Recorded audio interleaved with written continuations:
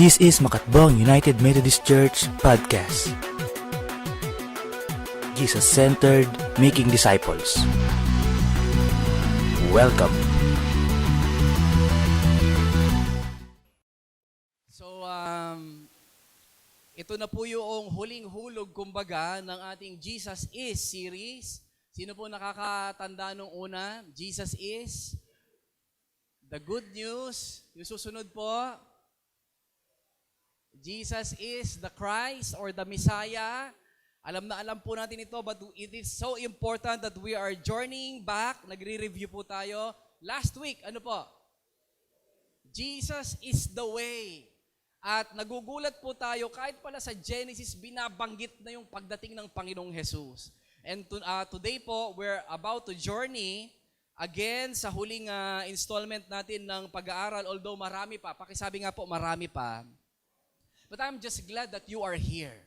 Dahil sa huling pag-aaral po natin ngayong taon na ito ng kung sino ba si Jesus, ano po, is we are here. At alam niyo po, one of my favorite na pag-usapan po talaga mula nung ako'y anak muli, nung ako'y ma-born again, dahil po ito po'y nangyari nung ako'y MYF, although I was born in a Methodist family, in a Christian home, mga minamahal, noon pong kunin ko rin yung idea UMYF that to know Christ and make Him known is one of our banners. Ito po yung naging tanim sa aking puso that I want to know of Jesus. Sino po dito gusto pang makilala ang Panginoong Jesus? Last week po na unawaan natin, your peace will be affected. Pwedeng magkaroon ka ng kapahan o wala sa pagkakilala sa Panginoong Jesus. Dahil ang Panginoong Jesus po pwede niyang, kumbaga, apektuhan yung ating kapayapaan sa pamagitan. Napatawad na ba ako o patawarin pa lang? Naligtas na ba ako o ililigtas pa lang? Binago na ba ako o babaguhin pa lang? Mga minamahal, if we will know Christ, He did that on the cross already. Palakpakan nga po natin ang Panginoong Jesus. Yes, let's celebrate. Kaya nung sinabi niya, it is done, tapos na! May ginawa na ang Panginoong Jesus na ito, pananampalatanan na lang natin. Kaya nating malaman so that we can believe. Pakisabi nga, kaya mga minamahal, tayo po uli, walang ibang sasangguniin kundi ang salita ng Diyos. And I would like to invite you na para po bang sa bawat pagdating natin sa simbahan, bawat pagdating natin sa church, and bawat worship, alam po natin na meron tayong pwedeng asahan, i-expect sa Panginoon. Amen po. Meron tayong pwedeng asahan, pwedeng saluhin, tanggapin sa Panginoon. And I would like to invite you na ito ay asahan, abangan natin like we are opening a gift. Kaya po meron pong gift box po dito. Sino po sa inyo regalo at ano po ang damdamin? Ano po yung excitement ninyo? Gusto na po bang buksan agad? O maghihintay ka pa ng isang linggo? Kunwari, hindi ako excited. Talagang tinitiis mo. Ang tagal na dyan. Although kapag Christmas po, di ba, sa mga Christmas tree, may mga binalot na tayo doon, halimbawa, at talaga naman, wag mo munang buksan. Sabi sa bata, ano po, wag mo munang buksan. Buksan natin yan sa December 24 ng... Kaya wala yung mga medyas, sinasabit ng mga ano po. And we expect so much with the gift. Ang invitation po natin na sana tuwing linggo. Pakisabi nga po tuwing linggo. O tuwing may sale tayo. Mga minamahal, let's expect from the Lord na may bubuksan naman akong regalo. And you know what? This Sunday po, we will open a gift. Wow! Woo! Ay, walang nag-wow din. Walang sumang-ayon sa akin. Ano kaya yan? Ano kaya yan? Ano po? Mga minamahal, nais po nating buksan ngayong week po na ito. And I hope we will expect from the Lord like opening a gift from a special person. Mga minamahal, ano kaya nga ang laman nito? Wow! 1 million worth of shabu. Ano, di ba? Mga minamahal, delikado ito. Mga minamahal, wow! Jesus is God and King. Palakpakan nga po natin ang Panginoon. Parang di naman kayo natuwa. Ano? Si Jesus lang naman pala. Ano po? Naku, church lang naman pala. Naku, pambata lang naman yan. Hello? And there are times po that when we talk about Jesus, nung katatanggap natin ang apoy-apoy natin. Hello po? But we are journeying back to this Jesus po, balikan natin, it's because Ang epekto po ng Panginoong Hesus na ito, abot sa iyong walang hanggan. Do we have to talk about this Jesus? Lahat ng karunungan ng mundong ito matatapos on the last day. Lahat ng kayamanan, ganda ng mundong ito matatapos on the last day. But Jesus is the same yesterday, today, and forever. Mas kailangan ata natin itong Panginoong Hesus na ito. Amen po ba? Are you ready? Pwede ko po ba kayong anyayahan muli na tumayo? And at least, we will be using many verses today, mga minamahal, but I would like to go back sa ating main verse. At sabi po dito, sa John 14, 6-11, I will just choose a few verses from this. Ang sabi po ni Jesus kay Felipe, verse 9, sinabi sa kanya ni Jesus, mahabang panahon lang ako'y kasama ninyo at hindi mo pa ako kilala, Felipe. This is Jesus' answer. Ang sabi kasi ni Felipe, sabi ko nga po kanina, talagang gusto niya makilala yung Ama. It's because there's no debate needed. Yung Ama ay Diyos. Kaya sabi po ni Felipe, Panginoon, ipakita mo sa amin ang Ama at masisiyahan na kami. And verse 9, sabi po ng Panginoong Jesus, at hindi mo pa ako nakikilala, Felipe. Ang nakakita sa akin ay nakakita na sa Ama. Paano mong masabing ipakita mo sa amin ang Ama? Tayo pong lahat, ayun mo ko tayo manalangin. Lord God, salamat po. Ito yung tawag namin sa inyo. Lord, Father, God, King, Hari namin, Diyos namin. Panginoon, muli nyo kaming liwanagan ng inyong salita. At Panginoon, patuloy namin din, Panginoon, na ma-enjoy kung sino ka para sa amin. Sapagkat alam po namin, napakabuti po ng inyong plano, ng inyong puso para sa amin. And Lord God, kayo rin po bilang aming Diyos, bilang aming Hari, ay nag-e-expect sa amin ng tugon, Panginoon. So may we go to that, Lord God, to that end, that we will be able to respond to you according to who you are. In Jesus' name, this is our prayer. Let us all say, Amen. At pakisabi po sa iyong katabi, God bless you. Amen. So, mga minamahal, number 1, balikan natin yung alam na natin that Jesus is one with the Father. Sabi po sa John 10:30, ako at ang Ama'y iisa. And mga minamahal, ito po ay paulit-ulit na sinabi ng Panginoon because they are really one. Kahit po sa lumang tipan, ang sabi po ay yung ginagamit natin pag Christmas, sa Isaiah 7:14 o Isaiah 9:6, ang sabi po ni Isaias, 1,500 years to 2,000 years ago, ang sabi na po niya, at ipapanganak ang isang sanggol na lalaki. Tiyak po ba yung kasarian? Babae o lalaki? Lalaki. 2,000 years ago. Ano po sinasabi na ni Isaias? Darating ang isang sanggol na lalaki at siya ang kataas-taasan, makapangyarihang Ama. Hello po? 2,000 years ago, kina-clarify na kung sino yung darating. Ano po kaya inaawit po natin ito? You came from heaven to earth. Sino ba? Siyempre yung Ama.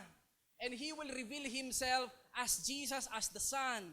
Kaya po, Jesus is one with the Father. Pakisabi nga po, one. Bakit ba natin ito kailangang malaman? It's because, mga minamahal, the world has its own idea about Jesus. May ituturo po yung mundo. May ituturo din po yung devil actually. Ano po? May ituturo po yung devil. Kaya po sinabi po ng Panginoong Jesus, sinabi rin po ng mga alagad, that there will come a time that may darating. Pakisabi nga po, may darating. Ang darating daw po ay Antichrist. Hindi anti-God. Yung Antichrist po, papalitan niya, o halimbawa po, ito si Christ, meron tayong itataas na mas mataas sa Kanya, o may ipapalit sa Kanya. That's Antichrist. Ano po? So, ibig sabihin po yung darating, laban, ayaw, galit kay Kristo, pero mga minamahal, hindi po anti-God. Hello po? Ano po bang anti-God? Ayaw sa Diyos. Hindi po, maraming gustong-gusto sa Diyos. Pero ayaw kay Kristo. And why are we talking about this? Because He is the revelation ng hindi nakikitang Diyos. Are you here, mga minamahal? Jesus is one with the Father. Kaya po, the writer of John, sino nga ba siya?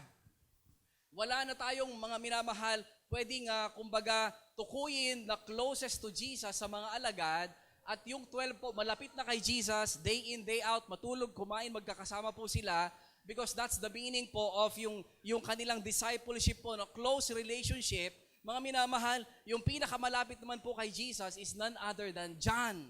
Pakisabi nga po, Juan. Kaya po itong si Juan, tinawag na John the Beloved. Kumbaga malapit sa puso ng Panginoon. And this writer po, ipinresent niya po si Jesus nang hindi kagaya ng presentation ng ibang mga alagad. Si Lucas po, ipinakilala niyang si Jesus ay doktor. Bakit? Si Lucas po ay manggagamot. Siya po ay doktor. He is a scientific person. Pero ipinakita niya, may hinawakan lang si Jesus, gumaling. Sabi niya, hindi pwede sa science to. Hello po, andiyan pa po ba kayo? Doktor siya, pero yung kanyang kaalaman, hindi niya itinaas. Laban kay Jesus, hindi pwede to. Dapat nating pag-aralan. Anong nangyari? Hindi mga minamahal. Ipinakilala niya ngayon, ang Panginoong Jesus, ay hindi po tayo laban sa science, mga minamahal. Dapat magtugtong ito. Because the creator of the world and its laws ay ang Panginoon po. Kaya lang po, mga minamahal, itong doktor na ito, yung nakilala niya kay Jesus, yun ang sinabi niya. Kaya po napakarami sa Lucas, nagpagaling ang Panginoon. Mga minamahal, now John the Beloved is speaking.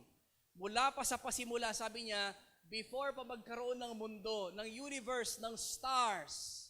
Paano nga po ba nagkaroon ng stars sa kalangitan? Sabi po ng isang bata, dahil sa fireworks. Hello po, mamaya maunawaan nyo kung bakit. Dahil daw sa fireworks. Hindi po, sabi ng Panginoon, let there be light. Amen po ba?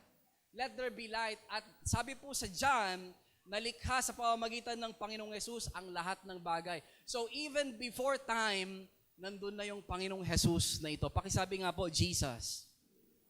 Ito yung pagpapakilala na ginawa po ni Juan, at kahit sa pahayag po, siya ang sumulat, at ipinakilala niya siya yung kordero. Later on, we will know more about that. Kaya sabi po ni Juan, sa pasimula ay naroon ng salita. Samahan niyo nga po ako kung memorize na po itong part na ito. Sa pasimula ay naroon ng salita, kasama ng Diyos ang salita, at ang salita ay Diyos. So ito pong salita na ito, on verse 14, mga minamahal, nagkatawang tao yung salita. Pakisabi nga po, nagkatawang tao. Yung sa pasimula pa ay, mga minamahal, salita na kasama ng Diyos, at yung salita na Diyos, nung verse 14, noong panahon na po, 2,000 years ago, sa Gospels po, nagkatawang tao, naging katotohanan. Ito po yung inaawit po natin, and men will live forevermore because of Christmas Day. Actually po, it's not just the Christmas Day. Kasi after 33 years, lalong na-fulfill ito nung mamatay itong nagkatawang salita na ito, nagkatawang tao na salita. Palakpakan nga po natin ang Panginoon. And Jesus emphasized that He is one with the Father. Siya po ay iisa sa Ama. Kaya sabi niya, verse 7, kung ako'y kilala na ninyo, kilala na rin ninyo ang aking Ama. Mula ngayon ay kilala na ninyo siya, at inyo nang nakita in me, sabi ni Jesus, sa akin, because we are one. Mga minamahal, kaya po ating pinag-uusapan ito, is that because it's just our doctrine as a church, mga minamahal, kailangan nating maunawaan ito to know who really we worship. Kaya po minsan, kapag po nagsama-sama yung ibang religion, nasasabi po natin, parehas kaya kami ng sinasamba, or para maging safe, sinasabi natin, yes, pare-parehas tayo sinasamba. But you know, it's so dangerous. It's very dangerous. Kaya po, dilinaw po ng Panginoong Jesus, kay Felipe, kay tagal mo na akong kasama. Pero hanggang ngayon, hindi mo pa ako nakikilala. Ang nakakita na sa akin, sabi po ni Jesus, ay nakakita na sa Ama. Bakit mo sinasabing ipakita mo pa sa amin ang Ama? Let us clarify this once and for all, mga minamahal. He is one, Jesus is one with the Father. Amen po ba? Hello po, medyo mahirap ba? Hello? Hello, andyan pa po ba kayo?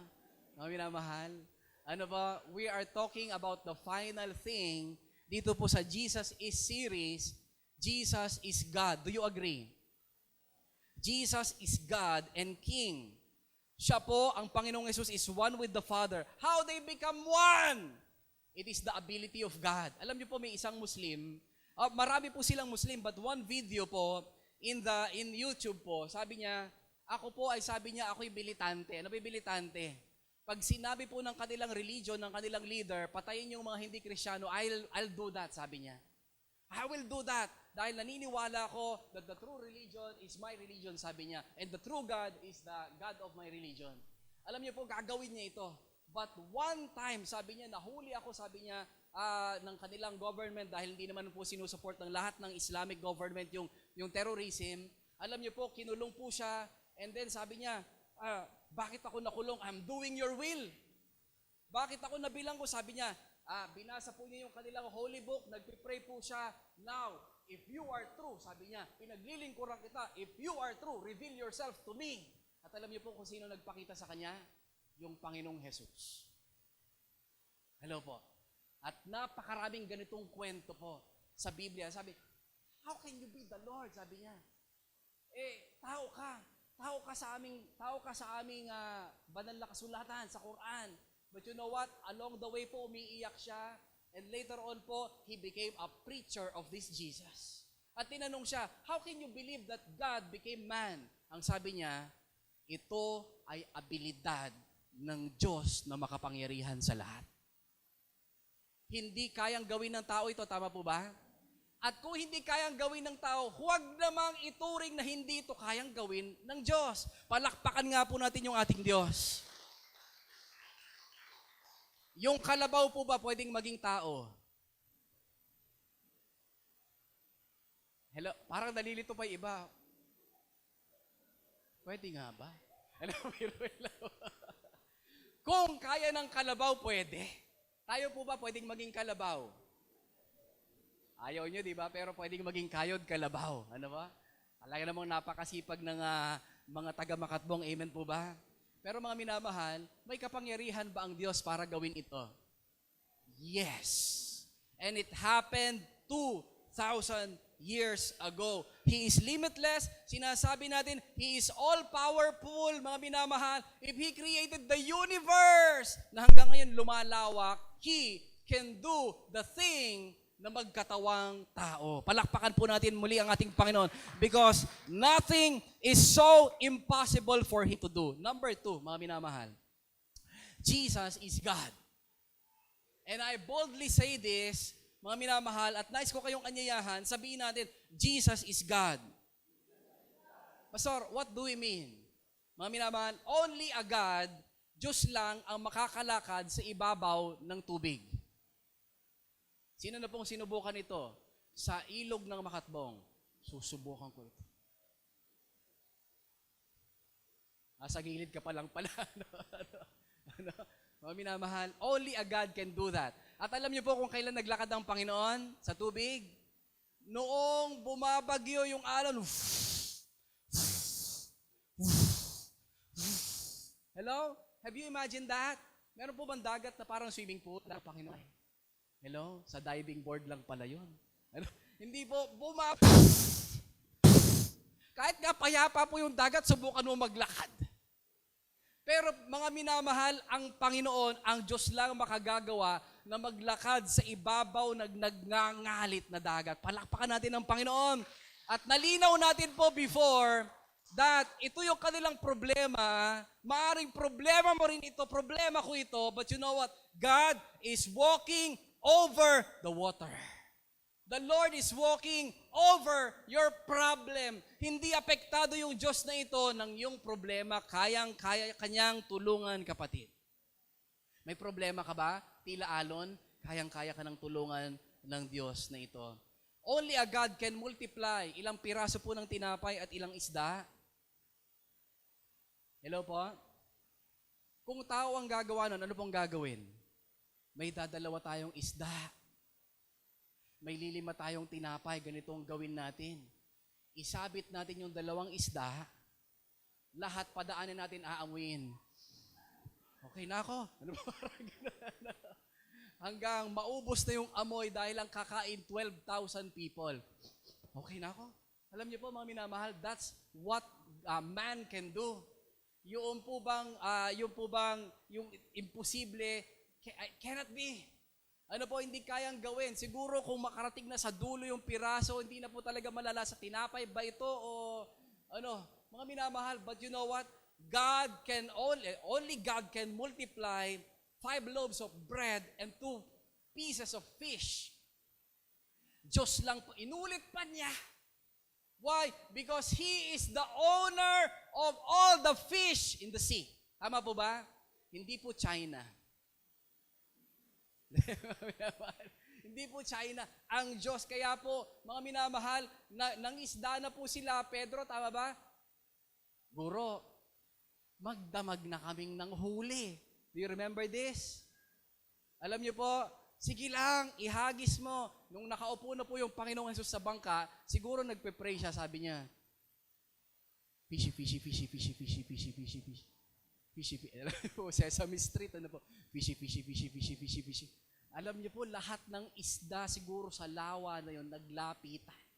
Kaya nung iahon na po nila yung lambat, mga minamahal, nabiyak na yung lambat. Why? Hello po? Only God can do that. Only your God can do that. At ang Panginoong Jesus po made the difference. May nasalubong po ang Panginoong Jesus patay. Ano po? Nabuhay. Ano pa po? Merong may sakit. Gumaling agad. Merong nagkasala, nagtitiginan yung mga Pariseo, patatawarin ba niya ito, pagagalingin niya, pinatawad niya at pinagaling. Mga minamahal, sabi nila, only God can forgive. Sabi po ng Panginoong Hesus, pinatawad na ang iyong mga kasalanan. Nagalit sila, only God can forgive, namumusong ka. But Jesus did that because He's the God of forgiveness. And only God can save us through blood. Pakisabi nga po, dugo. Kaya kailangan ng may dugo. Nagkatawang tao pong Panginoong Hesus, wala siyang amang lupa, walang koneksyon si Maria at si Jose, tama po ba? Sapagkat ikakasal pa lamang siya, mga minamahal, kailangan ng banal na dugo. And that's why God came down, ito yung kahulugan ng Jared, and Jesus was born. Let's welcome the King of Kings. Palakpakan po natin ang Panginoong Hesus, the Lord of Lords, the Creator of the universe, mga minamahal, and this is our Jesus. Hello po. Are you still here? Mga minamahal. Alam niyo po, noong si Tomas, nagkaroon siya ng doubt, kaya po ang tawag po sa kanya is the Doubting Thomas. Ano ba ang nagdulot sa kanya ng kanyang mga doubts? Alam niyo po yung nagdulot ng kanyang doubts, there are many times na may meeting po sila, may worship sila, may cell group sila, absent po siya. So yung pong doubt, nag-creep in sa kanyang puso, kaya naging mas malaki yung doubt. Kaya nung nagkita-kita na sila, ang sabi po ng mga alagad, masayang-masaya po sila, Tomas! Ay naku, nakita mi ni Apo! Hello po, nakita mi sunan! So pumasok po siya sa pintuan, hindi man lang kumatok, grabe siya. Hello po, dahil po meron siyang kakayahan po na tumagos sa mga pinto. At ang sabi niya, ano po, peace be with you. Alam niyo po, naku, hindi ako maniniwala dyan, sabi ni Tomas. Why? Mas malaki na yung duda niya, it's because he missed so many meetings. Mas malaki na yung doubt niya, mas naniniwala na sa perception ng mundo. Alam niyo po ba yung to see is to believe ay hindi galing po sa Bible? Because to believe is to see. Hello po? Manampalataya ka at darating. Pero sabi ng mundo, teka muna, kasi muna. May ipupusta ka ba? Pakita mo muna. Hello po? To see is to believe.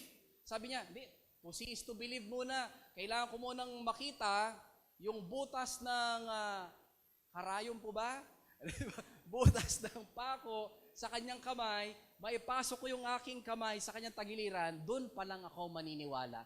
At pumasok po yung Panginoong Hesus nung meeting nila na yun, dumating ang Panginoong Hesus, ang sabi po ng Panginoong Hesus, kapayapaan ang sumainyo. Pakisabi nga sa iyong katabi, peace be with you. Okay po, kapayapaan ang sumainyo. Hello po. At sabi ni Jesus kay Tomas, Tomas, o sige, andito na ako. ipasok mo yung iyong daliri sa aking kamay. Ipasok mo yung... Nag-uusap na po ba sila? Hello po, nag-uusap na po sila? Nag-uusap na po sila?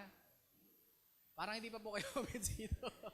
Nag-uusap na po ba sila? Sabi ni Jesus, ipasok mo yung daliri mo sa aking kamay. Nag-uusap na sila. Tama po ba? Okay, nililinaw po natin ito. Una, sabi niya, peace be with you. Napawi na ba yun kung ano mga takot nila? If it is from God, it's perfect, right? Amen po? Sabi, mag-uusap na tayo, Tomas. Sige, patunayan ko na sa'yo, ako ito. Ipasok mo na. Ang sabi po ni Tomas, pwede po ba natin ipakita? Ang sabi po ni Tomas sa John 20:28, ang sabi niya, my Lord and my God, kayo nga. Hello po? O Panginoon ko, Diyos ko, kayo nga. Sabi po ni Tomas. Alam niyo po, may magsasabi, nakigtot ngamin ni Tomas. Ano po ba yung nakigtot? Nagulat. Hello po, tingnan natin yung sequence ha. Pumasok si Jesus. Hello po, andyan pa po ba kayo? Mahalaga po ito mga minamahal. Kumapit kayo. Pakisabi sa iyong katabi, kumapit ka. Kumapit tayo. Mga minamahal, pumasok si Jesus sa saradong pintuan at sabi niya, nakangiti, peace be with you. Hello po, mga minamahal. Kapag may pumasok definitely sa ating bahay na hindi kumakatok at nakamahabang puting damit, hello po, magugulat ka talaga siguro, sasabihin mo, ay, apo. Hello, di po ba? Ano po? Dahil hindi natin alam kung ano yon. Pero nung pumasok si Jesus, nakilala nila at sabi niya, peace be with you. Pakisabi nga uli sa iyong katabi, gising. Ayan, gising naman kayo. Gising. Peace be with you. At sabi, mag-uusap tayo, nag-uusap na. Kilala na niya ni Tomas, kilala nung alagad kung sino yung pumasok.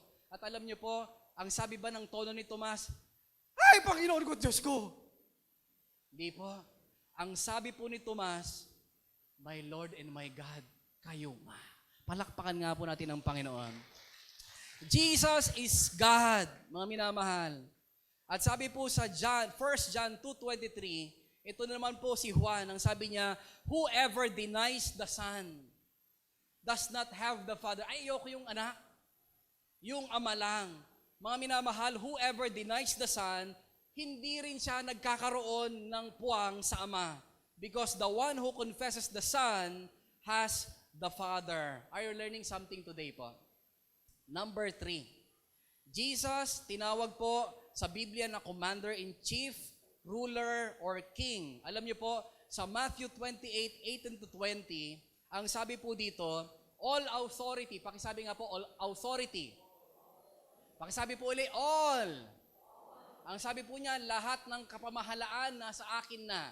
So, ibig sabihin po, tagapamahala ang Panginoong Hesus. Tama po ba? Ibig sabihin, He's a ruler. Ang sabi niya, all authority has given upon me, nasa akin na ang lahat ng ito, because sabi niya, all authority in heaven, hindi lang sa lupa, in heaven and on earth has been given to me. Sabi niya, kung nasa akin na ang kapangyarihan, inuutusan ko kayo, go and make disciples of all nations because all nations, mga minamahal, are mine.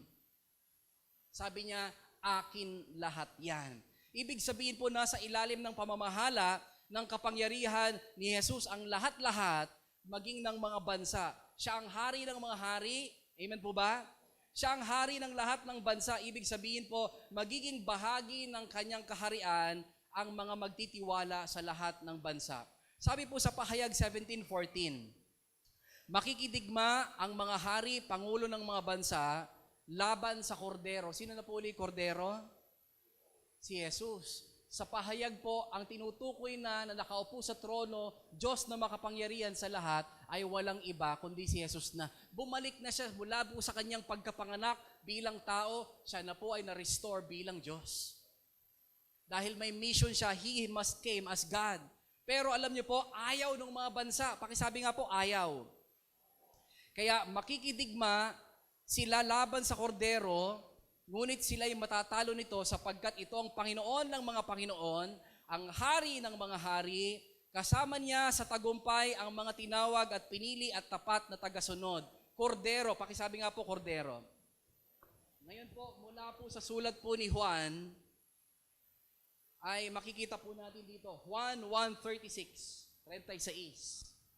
Sabi po dito, kung sinong kordero, nung magbabautismo na po yung si Juan Bautista, sabi po dito, at kanyang tinignan si Jesus samantalang siya'y naglalakad at sinabi, narito ang kordero ng Diyos. Are you getting this, mga minamahal? Yung lalabanan, tinutukoy si Jesus ang kordero ng Diyos. Pagdating po sa pahayag, sa huling aklat ng Biblia, aawayin siya ng lahat ng bansa, pero magtatagumpay siya sa isang tinig lang, mga minamahal. We have a lot more to verses to use, mga minamahal. Ang pahayag ay tumutukoy sa huling pagdating ni Jesus, sa huling panahon. Ang sabi po sa pahayag 19:16, basahin nga po natin if you have your Bible. Pahayag 19:16, if we can flash that on the screen. Ang sabi po dito, at sa kanyang kasuotan at sa kanyang hita ay naroon ang kanyang pangalan na isinulat ng Diyos, Hari ng mga hari, Panginoon ng Panginoon. Walang iba kundi ang ating Panginoong Jesus. Palakpakan nga po natin. Ang hari ng mga hari, ang Panginoon. Para na po ba sa hari yan? Hello ba? Palakpakan po natin ang Panginoon. Can I invite you to stand, mga minamahal?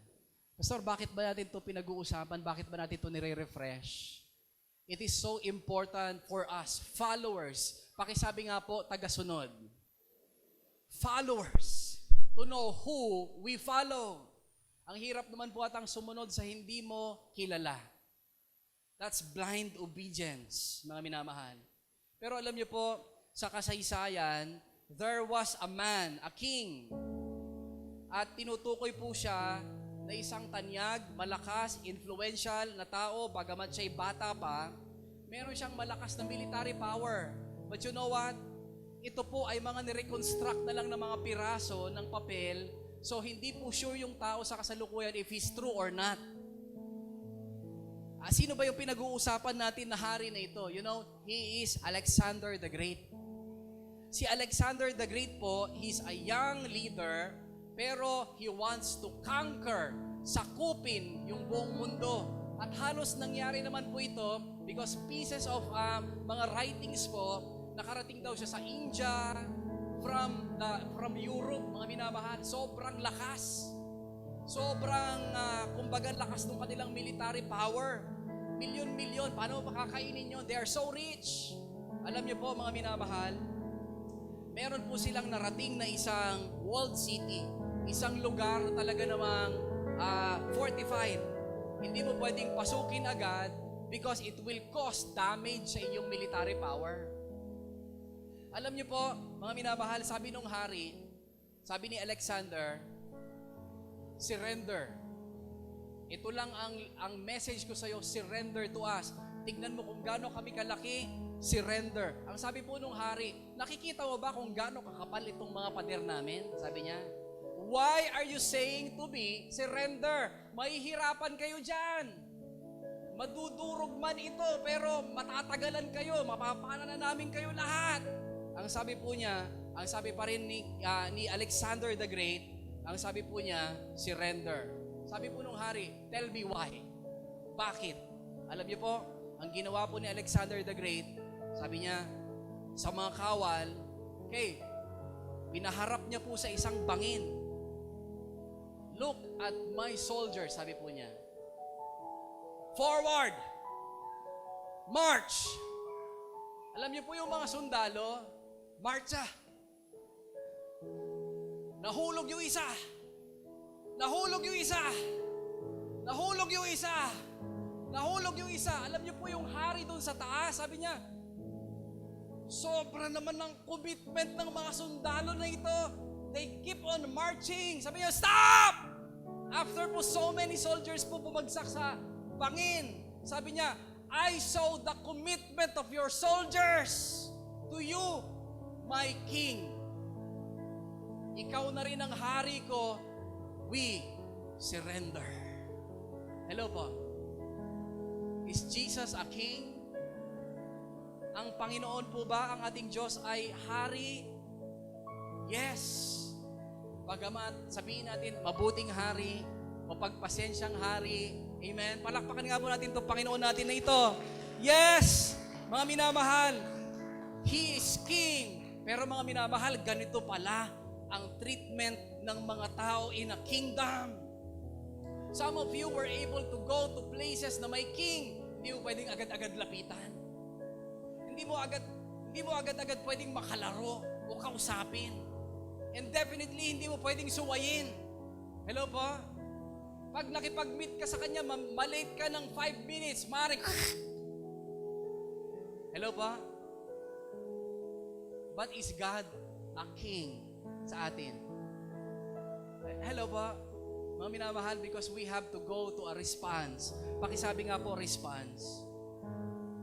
Now we have known that Jesus is God and King. Ang tanong po, will we still have options? Meron pa ba tayong mga pasubali?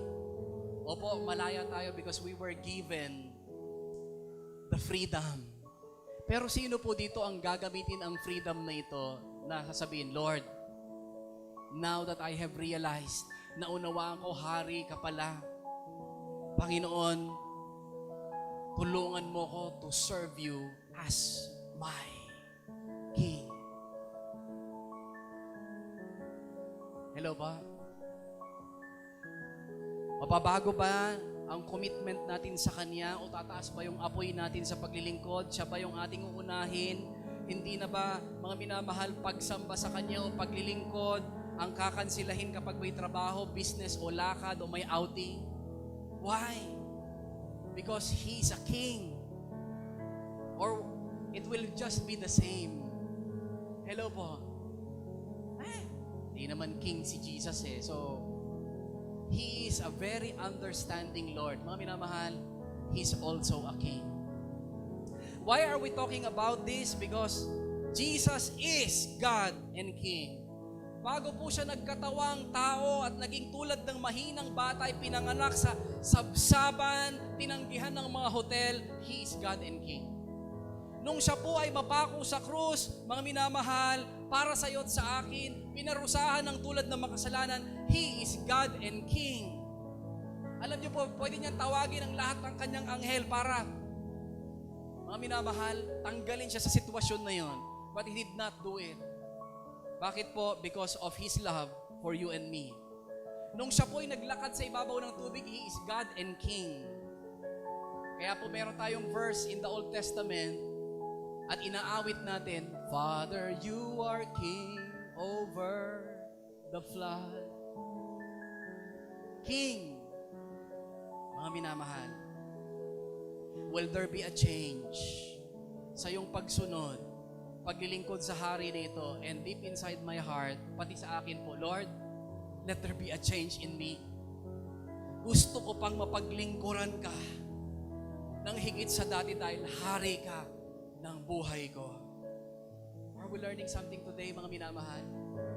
Because, mga minamahal, there are times, minsan po ba parang push button? Ano po ba yung push button? Okay, Sunday, I'm a Christian. Toot! Monday, Christian mode off. Hello po? I do believe po dumating sa atin yung mensahe ngayong umagang ito. Although it's heavy.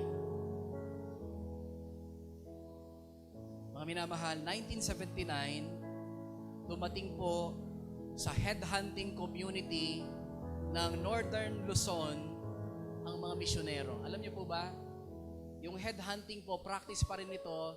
Ano bang ibig sabihin? Pag pinugutan po ng ulo, yun yung trophy mo para sa mga tribo na ito. Malakas ka, sikat ka, but you know, pinasok po sila ng mga Christian missionaries who surrendered their lives to Jesus, who went there. Alam niyo po ang dialogue nila? We will win the tribes of the Philippines for Jesus kahit na mga hulugan na aming kamatayan. At alam niyo po kung anong grupo po ito? Tribes for Jesus. Yung iba po, tinanggihan, Yung iba po nagutom, yung iba nagmalaria. But still, missionaries came. Bakit? Bakit? Mga minamahal, it's because Jesus has to be obeyed. Because Jesus is King. At kung ang paglilingkuran po natin na ito, mga minamahal, ay ang Panginoong Jesus, nais ko rin naman pong sabihin sa inyo, He is the best King. He is the most loving King. He came, hindi para ipagpilitang sundin natin, kundi He came to seek and save. Ito po yung devotion natin today. He came to seek and save you and me. Let's bow our head. Mga minamahal, ang aking dalangin, ang pangarap ng Panginoon, it's not a demand, but you know, bakit po may 82 million Methodists alive today? It's because meron din po mga nagdesisyon, Lord, use me. Lord, make me a blessing. Lord, you are King. Help me to obey you. At marami pong isla sa iba't ibang bahagi ng buong mundo ang meron ng mga mananampalataya. It's because of those who obeyed the King. Go and make disciples of all nations, baptizing them in the name of the Father, the Son, and the Holy Spirit, teaching them to obey everything I have commanded you. I pray sa iglesia lokal po na ito, Jesus is not just the center, Jesus is not just a provider, Jesus is not just a healer, Savior, but Jesus is God. Amen po ba? Jesus is God and King. Panginoon, nagpapasalamat po kami sa inyong kabutihan, Panginoon, na malaya naming pag-usapan ang mga bagay na ito tungkol sa kung sino ka, sapagkat sabik na sabik po ang aming mga puso na makilala ka pa, Panginoon. Sabik na sabik po ang aming mga puso, and we express it every Sunday, every time we pray, every time we open the Bible, every time we worship, Lord God, dahil gusto pa namin mapaglingkuran ka ng higit sa dati, Panginoon. At ito po yung aming sukli sa inyo. Ito yung sukli namin ng pagmamahal, sukli namin ng pagkilala sa napakalaki, napakalalim, napakataas na pag-ibig ninyo sa amin, na paggamat matagpuan ninyo, matagpuan din ng iba, matagpuan ng aming mga sarili. There are times, Lord God, that we ignore you. We treat you as an option, Panginoon. We do not treat you as King. We remember you when we are in need, Panginoon. We remember you kapag meron kami, Panginoon, mga trahedya sa buhay. But you are still the same. You are the same yesterday, today, and forever. You are our loving God, our Savior, our King, Panginoon, na hindi napapagod, hindi, Panginoon, nagbibigay, Panginoon, ng patlang sa aming buhay na hindi kami pansinin, Panginoon, kundi araw-araw namamalayan namin o hindi, whether we treat you as King o parang option ka lang po namin, whether we treat you as King in the church or outside the church, you are still the same. Mahal ninyo kami, Panginoon. Wala kayong pasubali. Napakakulit nyo para sa amin, Panginoon. Araw-gabi, namamalayan man namin o hindi, you are still the God who blesses us. Pinapalakas kami, binibigyan kami ng pag-asa, and everything that we need, Lord God, namamalayan namin o hindi, is being supplied for, Lord God, because you are our good and loving King. At bilang tugon, Panginoon, nais namin na dalhin mo pa kami sa isang level, Panginoon, ng paglilingkod, commitment, sa panahon ng pagsamba. We treat you as a King. Monday, Tuesday, Wednesday, Thursday, Friday, Saturday, Sunday, Panginoon, it is a privilege to serve you as our King, sapagkat kayo lang po ang hari na nagmahal sa amin ng higit sa lahat, higit pa sa aming pagmamahal sa aming buhay. So Lord God, as we have rediscovered that you are King, inihiling po namin, be King, be enthroned, Jesus, in our lives. This we pray In the mighty name of Jesus. At lahat ng anak ng Diyos ay magsabi na, Amen. At palakpakan po natin ang Panginoon. Amen.